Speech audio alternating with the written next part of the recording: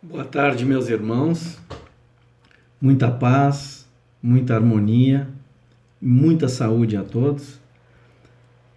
Alessandro da Silva aqui, do Instituto Espírita Terceira Revelação Divina, mais uma vez pedindo a permissão de Deus e a permissão de vocês, para chegar até vocês com mais algumas reflexões nesse trabalho que a gente desenvolve com muita seriedade, com muito amor, com muito carinho, e nos mantém também ativos para sempre ficar estudando e refletindo. E, mais uma vez, venho compartilhar essas reflexões com vocês. No mês passado, eu trouxe um assunto a qual eu intitulei que quando eu melhoro, o mundo melhora. Essa foi a mensagem que eu quis passar. E hoje eu vou dar mais ou menos um desdobramento da mensagem, dessa mensagem do que eu melhoro e o mundo melhora. Vamos fazer um desdobramento, ou vamos avançar um pouquinho além, trazendo a seguinte ideia, né? De que somos todos construtores e somos todos co-criadores.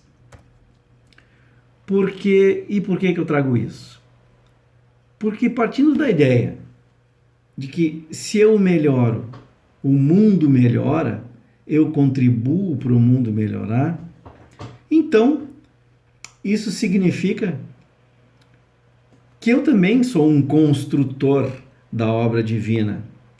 E Jesus, lá em João capítulo 10, ele afirma que vós sois deuses. E no capítulo 14 ele vai adiante nessa ideia dizendo: vós podeis fazer o que eu faço e muito mais. Então, Jesus, com estas palavras, quer nos mostrar que nós também temos parte na criação, nós temos a nossa parte também na criação divina, né? Portanto, é um aprendizado muito importante, né? Quando a gente valoriza mais e valoriza melhor aqueles dons, aquelas bênçãos que o nosso Pai Celestial nos concede. Óbvio que isso não é de graça, a gente sabe que isto é fruto de um trabalho que vem sendo feito encarnação após encarnação, e mesmo fruto do trabalho daquilo que eu aprendo e desenvolvo nesta encarnação. Mas é importante entender que, então, se nós temos essa oportunidade de saber, de nos esclarecermos, né?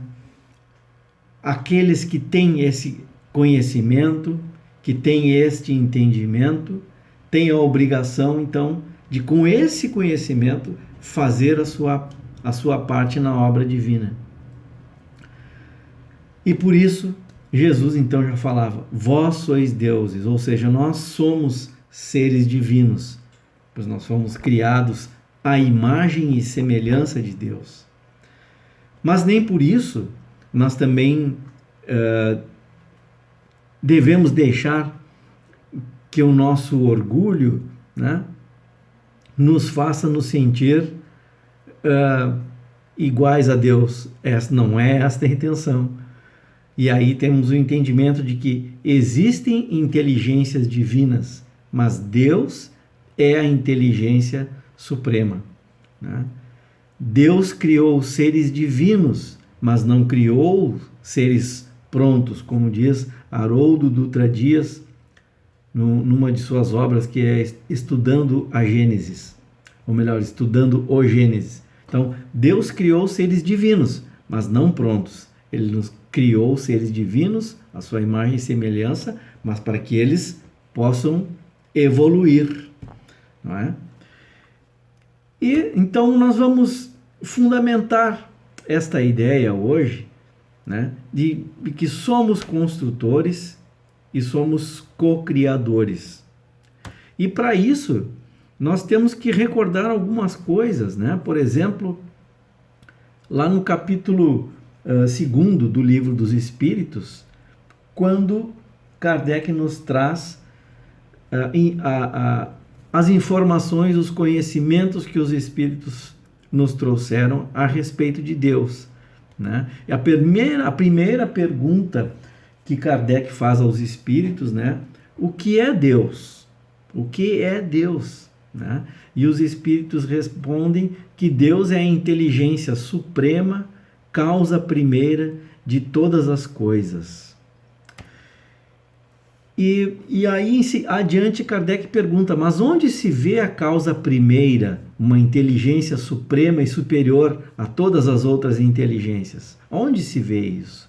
E os Espíritos respondem de uma forma simples, usando uma expressão, né, que nós usamos, né, que é: pela obra se conhece o artista, ou pela obra se conhece o artífice, né? Pois bem, continuam eles, né, olhai a obra e procurai o artífice. É o orgulho que engendra a incredulidade. O homem orgulhoso não vê nada acima dele, e é por isso que ele se chama espírito forte. Ele se chama, não, o homem se chama de espírito forte, né? E eles nos lembram ainda, né? Pobre desses que acha um espírito forte, né? Porque e se esquece que num sopro de Deus ele pode o abater. Ou seja, nós temos que conhecer também o nosso lugar, né, como filhos de Deus, né, e submissos às leis e à justiça divina, né? Quando a gente achar que está podendo muito como co-criador, nós temos que lembrar que nós estamos o fazendo sob a permissão de Deus, que no momento em que ele achar que nós já cumprimos com a nossa parte da criação aqui neste plano, ele nos chama de volta. E lembrando, né, alguns atributos de Deus, né? Deus é eterno, imutável, imaterial, único, todo-poderoso e soberanamente justo e bom. E os Espíritos ainda falam que no nosso grau de evolução neste plano, né, é esse o entendimento de Deus que eles também conseguem nos passar. Que Deus é muito mais do que isso, mas a nossa inteligência nesse plano, né, nos permite a ir até aí. Que faltariam palavras até para eles, porque nós não conheceríamos, né? Faltariam palavras para eles darem toda a definição total de Deus. Então nós ainda estamos numa escala evolutiva ainda muito baixa para ter a total compreensão de Deus. E adiante, né, o Kardec fala dos espíritos, perguntando a eles, né, o que é o espírito, né? Que eles respondem: o espírito é o princípio inteligente do universo. Princípio inteligente do universo. Isso na questão 23. E mais adiante, na questão 76, pergunta Kardec numa forma um pouquinho diferente, de novo, perguntando: que definição se pode dar dos espíritos? E eles respondem: pode-se dizer que os espíritos são os seres inteligentes da criação, povoam o universo fora do mundo material. Então, fica evidente, né, e fica bem estabelecido que nós somos espíritos inteligentes, criados por Deus, né, e por termos a inteligência, temos também a capacidade de criação, né? Adiante, Kardec pergunta na questão 78, os espíritos tiveram princípio ou existem como Deus desde sempre, desde toda a eternidade, né? E os espíritos deixam claro que Deus é a causa primária de todas as coisas. Então, se os espíritos não tivessem tido princípio, seriam iguais a Deus, ao passo que eles são sua criação e submetidos à sua vontade. Então, de novo, isso nos leva ao entendimento de que existem as inteligências divinas, mas Deus é a inteligência suprema. E aí, então, nessa altura, já podemos perguntar, né? Mas qual é o objetivo da encarnação dos espíritos? Né? Na questão 132. E os espíritos respondem que Deus os impõe a encarnação com o objetivo de chegarem à perfeição. Para alguns é expiação, para outros é uma missão. Todavia, para alcançarem essa perfeição, devem suportar todas as vicissitudes da existência corporal. Nisto é que está a expiação. Então, não adianta, né? Ou melhor, de que adianta nós nos queixarmos das dificuldades que a vida nos impõe? Né? De que adianta? E todos nós temos dificuldades. Todos nós passamos por aquilo que nós precisamos passar nesse caminho de evolução, nesse caminho rumo à perfeição. E claro, às vezes a gente acha que tem o maior problema do mundo, né? É natural até que a gente ache, naquele momento que a gente está mais fraco, vamos dizer assim, né? Está mais cansado, achar que o nosso é o maior problema do mundo, né? E aí é o momento de nós olharmos para o lado, né? E ver que todos nós que estamos neste plano evolutivo passam por dificuldades, passam por problemas a serem superados, né? E outros até não vão conseguir chegar ao final da existência e superar esses problemas, né? Todos. Mas nós temos que olhar para o lado e ver que sempre tem alguém que passa por uma dificuldade maior do que a nossa.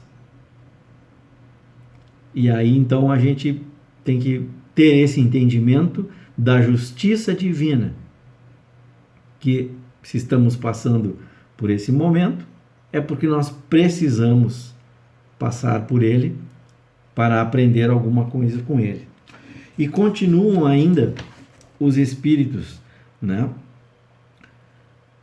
A encarnação também tem outro objetivo, que é o de colocar o espírito em condições de cumprir sua parte na obra da criação. Vou repetir. A encarnação também tem outro objetivo, que é o de colocar o espírito em condições de cumprir a sua parte na obra da criação. Nós poderíamos parar no nosso encontro de hoje aqui, respondendo aquele objetivo, né? Ou o título que eu quis trazer para vocês, de que somos co-criadores, somos construtores. Podíamos, com essa frase, podíamos parar aqui. Está tudo aqui, né? Que nós temos que cumprir a nossa parte na obra da criação. Né? E Kardec pergunta ainda: os espíritos que desde o princípio seguiram o caminho do bem têm a necessidade da encarnação também? Né? Aquele espírito que soube desde o princípio das suas encarnações distinguir o bem do mal, que não tem mais nada para expiar, que não tem mais nada para consertar, né? Precisam também passar por todas as fases da encarnação, né? Na pergunta 133. E os espíritos nos respondem: todos foram criados simples e ignorantes, instruíram-se nas lutas, nas tribulações da vida corporal, e Deus, que é justo, não poderia fazer a alguns felizes sem dificuldade e sem trabalho, e por conseguinte, sem mérito. Aí Kardec pergunta: mas então, de que serve aos espíritos terem seguido o caminho do bem, se isso não os isenta das dificuldades da vida corporal? E a resposta é que eles alcançam mais depressa o objetivo. Aliás, as dificuldades da vida frequentemente são consequências da imperfeição do espírito. Quanto menos tenha imperfeições, menos terá tormentos. Quem não é invejoso, nem ciumento, nem avarento, nem ambicioso, não terá os tormentos que nascem desses defeitos.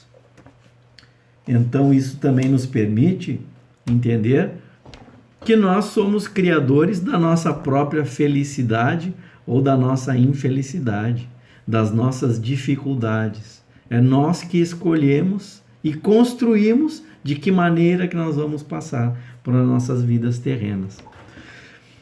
No livro Evolução entre Dois Mundos, André Luiz nos mostra também a nossa responsabilidade, né, na ajuda a Deus, vamos dizer assim, no processo de criação. Ele falando que há espíritos que são co-criadores em plano maior, espíritos que, devido à sua posição evolutiva elevada, utilizam do fluido cósmico universal para realizar a construção de moradas cósmicas de múltiplas expressões e belezas. E há os espíritos co-criadores em plano menor, assimilando os corpúsculos da matéria com a energia espiritual que lhes é própria, formando assim o veículo físio-psicossomático, ou seja, o corpo mental e o corpo espiritual, em que se exprimem ou cunhando as civilizações que abrangem no mundo a humanidade encarnada e a humanidade desencarnada. Então, resumidamente, isso quer dizer que nós, seres humanos, no patamar evolutivo em que nós nos encontramos, nós também somos criadores, pois formamos o nosso corpo espiritual, nosso corpo material, utilizando também do fluido cósmico universal.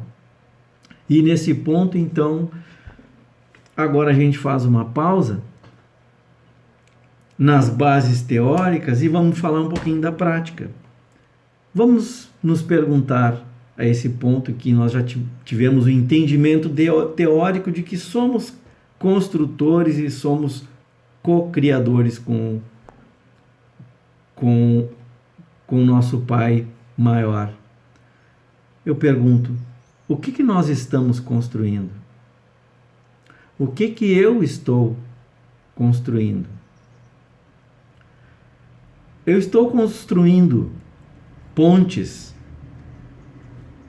que aproximam,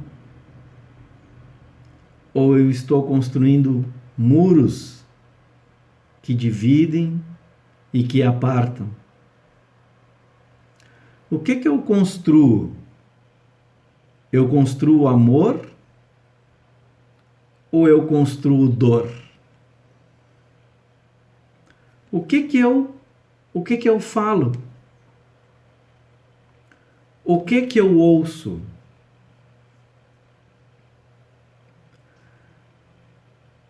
Como que eu estou usando os talentos que eu desenvolvi na obra de criação divina? Eu estou usando todas as minhas possibilidades e potencialidades ou me acomodo? Espero que os outros construam para mim. Espero as coisas prontas. O que eu estou construindo? E nesse processo de construção, a gente constrói para os outros e constrói para nós mesmos. E quando eu construo dor, além de eu estar causando dor aos outros, eu também estou criando dor em mim. Estou criando massas energéticas, verdadeiros nós energéticos, que vão se refletir em mim e vão atrasar o meu processo evolutivo. Então, quando nós assumimos que somos co-criadores, assumimos também a responsabilidade pelos eventos que acontecem na nossa vida. Nós saímos da condição de vítima para a condição de seres empoderados, capazes de transformar qualquer coisa. Tem uma lei universal que tem se falado, principalmente entre aqueles que estudam a física quântica, que é a lei de reversibilidade, que diz o seguinte, que o mundo exterior é o reflexo do nosso mundo interior. Por isso, nós criamos a nossa realidade o tempo todo, consciente ou inconscientemente. Então, eu estou construindo as pontes que me ligam amorosamente àqueles que me rodeiam, estou construindo pontes para o desenvolvimento do planeta, ou eu espero que as coisas cheguem prontas? Eu espero que alguém faça por mim. Eu espero que o governo faça por mim. Eu espero que o meu chefe faça por mim. Porque na nossa tendência à acomodação, né, de esperar que os outros façam, nós estamos nos abstendo da nossa parte de responsabilidade de construção do plano divino. Né? Eu quero, por exemplo, muitos de nós pensamos que quer um bom emprego, quer ganhar bem, mas não quer ser chamado pelo chefe fora de hora, quando precisa. Eu vou dar um outro exemplo que já aconteceu comigo. Ah, mas eu frequento uma casa espírita. Muito bem, e o que você faz lá na casa espírita? O que tu faz lá? Ah, eu vou lá, assisto a palestra, tomo um passe, né? Agora já aprendi a dar passe, até às vezes ajuda a dar um passe. E o que mais? E o que mais? A casa espírita não é só isso. A casa espírita tem toda uma estrutura que quando a gente vai lá pela primeira vez, né? Por isso que eu falo que aconteceu comigo. A gente vai lá, acha tudo muito legal, muito bonito, muito tranquilo, a gente senta, levanta e vai embora. Mas a gente esquece que alguém teve que prover aquela estrutura toda para funcionar para nos receber, né? Alguém teve que pensar na construção do prédio, alguém precisa pensar na manutenção do prédio, alguém tem que se preocupar que a casa espírita também paga luz, paga água, paga imposto, tem despesas com funcionários, às vezes, de manutenção, essa coisa toda, né? Alguém tem que fazer isso, né? E quando alguns irmãos são chamados a colaborar com isso, a grande maioria se abstém, né? Ou não quer, né? Ou se acha incapaz, não, mas isso aí não é para mim, eu não sei, não conheço, né? E a gente vai deixando de lado para alguém fazer, né? Porque é cômodo chegar num lugar, ver que as coisas estão todas prontas, mas nós esquecemos que alguém trabalhou para que aquilo acontecesse. E assim é na nossa vida. Assim é na nossa vida. A gente vai se abstendo e deixando que os outros resolvam por nós ou resolvam para nós e que a vida vai acontecendo do jeito que tem a acontecer, mas eu não faço nada para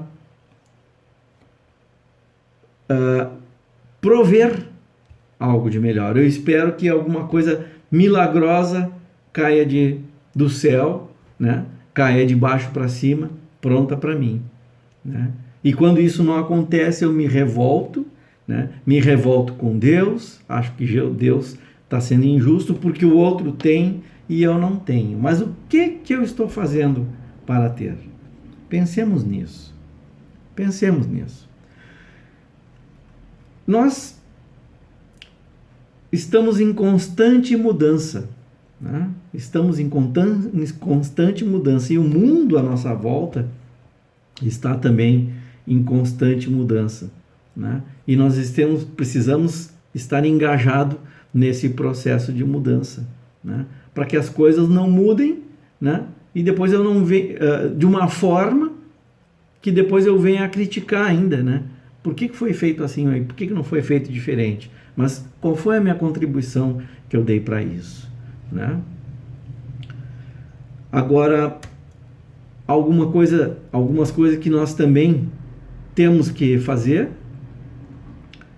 já que eu sou construtor, eu posso ser construtor de amor, ou posso ser construtor de dor, mesmo de forma inconsciente, como nós já vimos. Então, como é importante também nós vigiarmos os nossos pensamentos, vigiarmos os nossos sentimentos e as nossas emoções, né? Tendo cuidado de cultivar as afirmações positivas, né? E gerando afirmações positivas, nós estamos gerando também imagens mentais positivas que vão ser transmitidas ao ambiente, vão ser plasmadas ao ambiente. Então é importante a gente cultivar esses sentimentos de saúde, de alegria, de bem-estar e de harmonia. E aí lembro também daquela famosa máxima, né, do vigiai e orai, né? Vigiai e orai, vigiando os nossos pensamentos, né? Através da oração, mantermos em contato com o nosso Pai Celestial, Divino Criador, e aos espíritos de luz também, né? E dessa forma, aurindo forças, né, para equilibrar nossas emoções, né, para dominar os nossos instintos, né, e nos mantermos sempre ativos, né, e com boas ações permanentes. Joana de Ângeles nos adverte: esteja vigilante para que o trabalho de disciplina e educação da vontade não gere tensão e não gere cansaço. A boa vontade bem direcionada é fator essencial para uma vida emocionalmente saudável e enriquecedora. Portanto, anelada por todo indivíduo que pensa e luta para ser feliz. Então, encerrando este momento, somos co-criadores e somos todos construtores.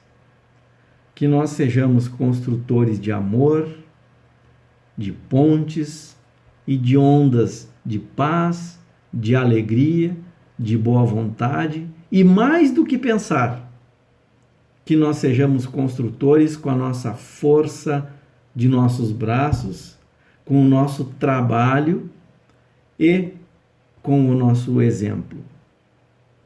Amparados sempre no exemplo de Jesus, nosso Mestre, e sempre conectados com a espiritualidade superior. Para estar conectado com a espiritualidade superior, nós precisamos vigiar os nossos pensamentos, vigiar as nossas emoções e os nossos sentimentos. Primeiro a gente sente, por incrível que pareça, primeiro a gente sente, depois a gente pensa e depois a gente expressa, né? Nós temos que ter essa noção que primeiro a gente sente. Então, é importante a gente vigiar o que nós estamos sentindo e o que nós estamos exprimindo. Muito obrigado pela atenção de todos. Espero que, de alguma forma, quem aqui me ouve se sinta também estimulado a estudar, a pesquisar, a se autoanalisar, como eu venho fazendo, né? E tentar dar a sua contribuição para o mundo, seja da forma que for, seja de acordo com aquilo que é possível, de acordo com as suas possibilidades. Mas volto a dizer, as suas possibilidades são infinitas e são maiores daquilo que muitas vezes nós acreditamos que podemos ter.